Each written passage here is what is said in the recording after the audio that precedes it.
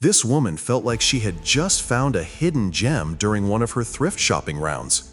She bought an old-looking ring with unique carvings and a green emerald for only $25. In her eyes, it was a steal. But it was a purchase she would soon come to regret dearly, because just one day later, an expert told her the following. Allison enjoyed browsing thrift stores on lazy Sunday afternoons, especially the ones tucked away in quiet neighborhoods. She never looked for anything specific, just the thrill of the unknown. That day, Allison felt particularly lucky, and she felt it even more so when her gaze fell on a specific glass case near the register. The display box was filled with old jewelry and watches, some rusted, others beautifully aged. She leaned closer, her eyes scanning over brooches and dull chains, when something round and gold caught her eye. It was a thick ring, heavy-looking, with strange markings carved all around its surface. A single green gem was set at the top, tiny but vibrant. "How much for this one?" she asked the woman behind the counter, pointing toward it with growing curiosity. The shopkeeper carefully removed it from the case. $25, she said. "It came from a house clearance last week, probably costume jewelry." Allison turned it over in her fingers. It felt solid and heavier than she expected.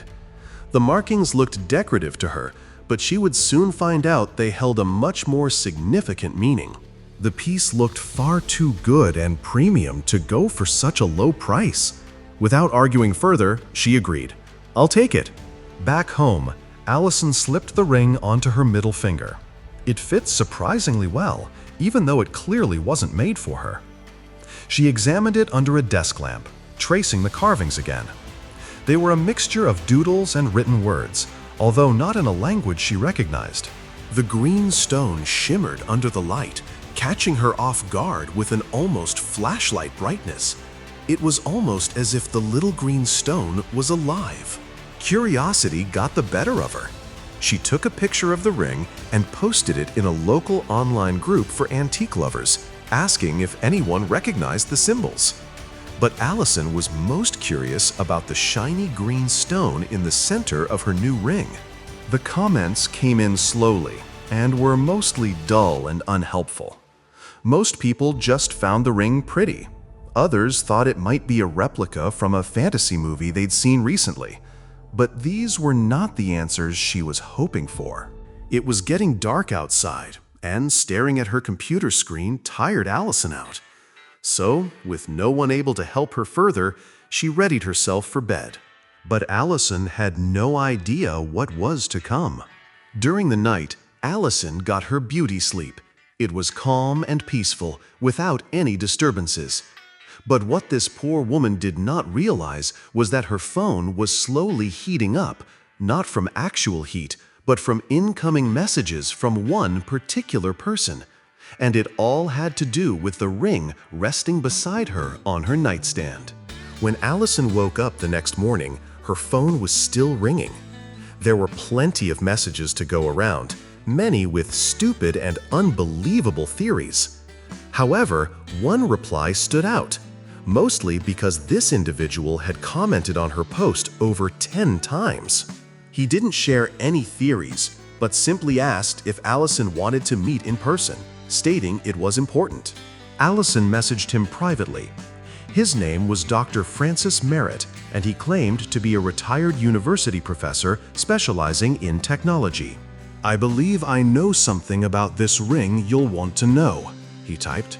After some back and forth, during which Dr. Merritt refused to tell her why he was so adamant about meeting up, Allison agreed to meet him at the public library later that day. Allison admitted she felt hesitant. What could a technology professor possibly tell her about a golden ring? The two simply didn't add up. Plus, meeting a strange person she'd met online sounded like a bad idea. But the thought of a public library, with many other people around, seemed like a good safety net.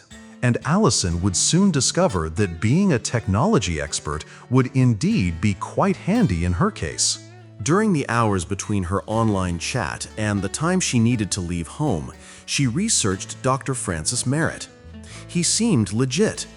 The man had worked at MIT for over 30 years and had even published papers on transmitters and other vague technology-related items she knew little about. But all this information gave Allison a bit more confidence.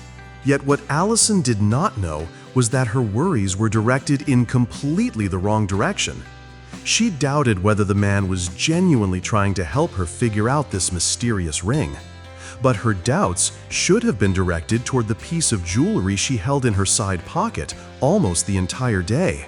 For this ring held a secret, and not a very pleasant one. When it was time to go to the meeting, Allison wore the ring again. The sky was overcast, and a cool breeze blew through the streets as she walked to the library. She found Dr. Merritt waiting at a table near the back, surrounded by open books and a small magnifying lamp. He greeted her warmly, then immediately focused on the ring gripping her finger. Allison took a seat across from Dr. Merritt, still feeling unsure about everything. The man didn't waste time with small talk. His eyes, slightly magnified by thick glasses, were fixed on the ring. "May I?" he asked, and she slipped it off her finger without a word. He placed it gently beneath his magnifying lamp and leaned in so close his nose nearly touched it. He didn't speak at first, just examined the carvings in silence. He adjusted the lamp twice and even took out a small metal tool to tap lightly along the band. "This ring, it isn't decorative," he muttered. "This green stone, it's holding a secret." Allison blinked. "A secret? What kind of secret?" she asked. But the man didn't answer immediately. He kept inspecting. "This ring is not what it seems," Dr. Merritt finally said, his voice lower now. "It's cleverly designed. This isn't jewelry, it's technology."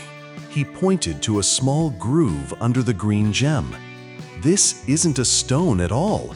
It's a lens, a very small one." Allison laughed, thinking he must be joking. But the man's serious expression quickly wiped the smile from her face. "A lens?" she repeated, frowning. Dr. Merritt turned the ring upside down, angling it beneath the light again. "Yes, and this here," he tapped a groove beside the green emerald, "is probably a power source. The craftsmanship is extremely refined, something I've only seen in surveillance prototypes. "This is a camera, miss," he said, "and it's been pointing at your face this entire time. Someone's watching you." Allison's skin turned cold. "Are you saying someone's spying on me?"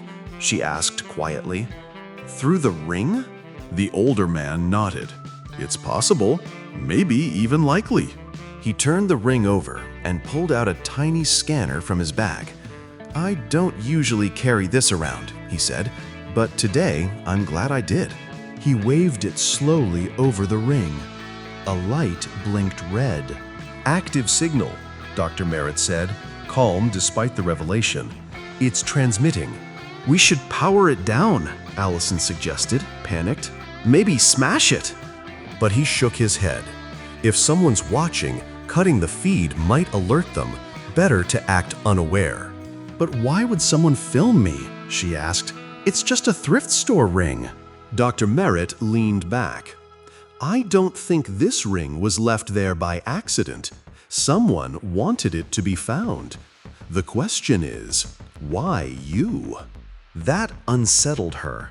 She tried to recall anything unusual from the store. "We should move," Dr. Merritt said. "I have equipment in my apartment that can block the signal and let us examine it safely." The idea of leaving with a stranger felt risky, but staying seemed riskier. Allison hesitated, then nodded. "All right, but I'm driving." He gave a faint smile. They left quietly. Allison slipped the ring into her coat pocket, scanning the street as they exited. The drive was silent, heavy with tension. His apartment was modest, tucked among trees, partly hidden from view. Inside, he closed the blinds and led her to a cluttered workbench surrounded by odd devices and tools. He laid the ring on a rubber pad beneath a strange dome-like object. "Signal jammer," he said. "Whoever's watching won't see or hear anything now." "Can you tell where the signal was going?" she asked. He nodded. "I recorded the path before jamming it. We might be able to trace it." On a nearby monitor, a red dot blinked. "It's bouncing through a tower just 5 blocks from here." "Can we go there?" Allison asked. But Merritt was cautious. "We don't know what we're dealing with. That tower could be a decoy."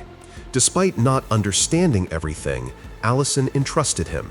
She stayed quiet as he began typing furiously, attempting to access security feeds from the building. Strings of data raced across the screen. When he hit enter, a set of camera feeds loaded. Merritt had expected nothing, but there it was. A small office room and a man sitting behind a desk. The security camera gave them a view from behind, showing him watching a bank of monitors. "Can you zoom in?" she asked. Merritt adjusted the view. Allison's heart froze. On the man's monitors, she saw playback of everything since she'd bought the ring.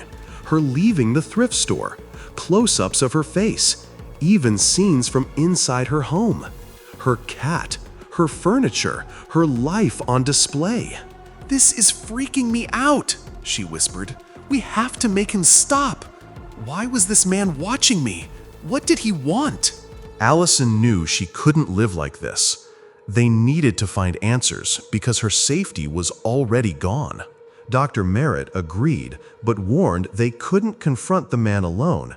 He suggested Allison contact the police and explain the situation. "When they agree to help, we'll go over there."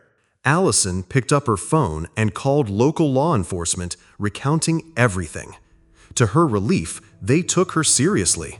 "If you give us the address, we'll arrive in 30 minutes, said the officer. She provided the location, then turned to Merritt. "Let's go," she said. They drove in tense silence. They parked across the street from the building. All the building's windows were dark except one.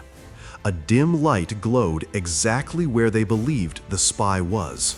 "He's there," Merritt said. But then the blinds moved. Someone was inside, watching. Moments later, the light switched off. Acting fast, they rushed to the front door, hoping to intercept whoever was inside. The police hadn't arrived yet, and if they waited, the person might vanish. Allison reached the entrance first. She pressed herself to the right of the door. Merritt took the left. They waited in silence. After about 3 minutes, footsteps echoed from inside. The doorknob turned.